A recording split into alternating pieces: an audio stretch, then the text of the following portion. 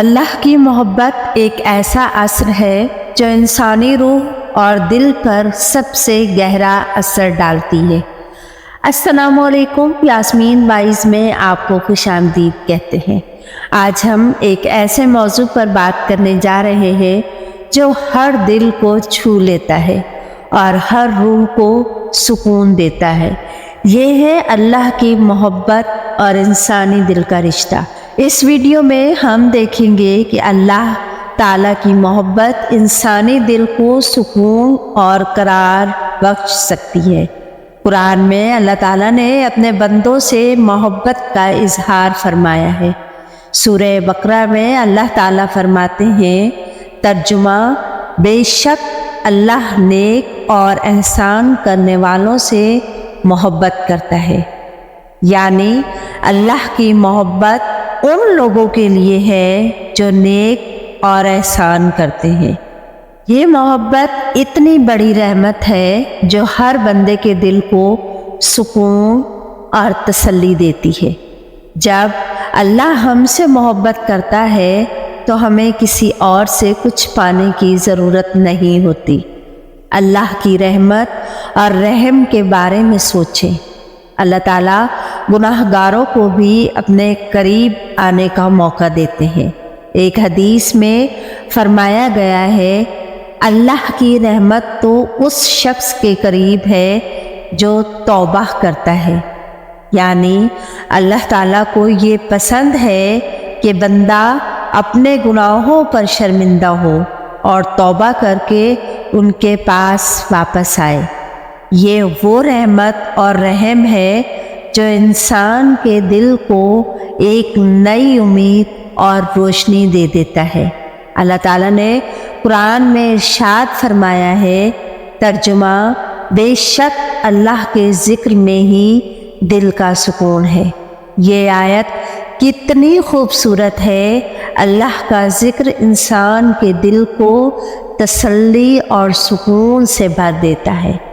جب ہم دنیا کے مشاغل اور مشکلات میں تھک جاتے ہیں تو اللہ کا ذکر ہمیں وہ سکون اور تسلی دیتا ہے جو کہیں اور سے نہیں ملتا۔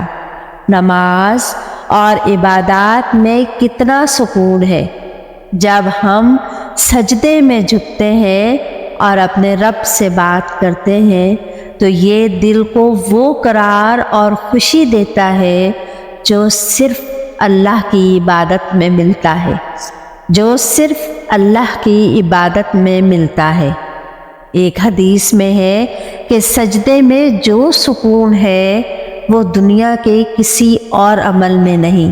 یہ وہ لمحہ ہے جب ہم اپنے رب سے بغیر کسی وسیلے کے روح برو ہو کر اس سے بات کرتے ہیں۔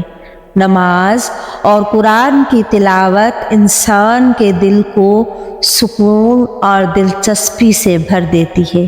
دعا ایک ایسا وسیلہ ہے جو ہمیں اللہ کے قریب لے جاتا ہے۔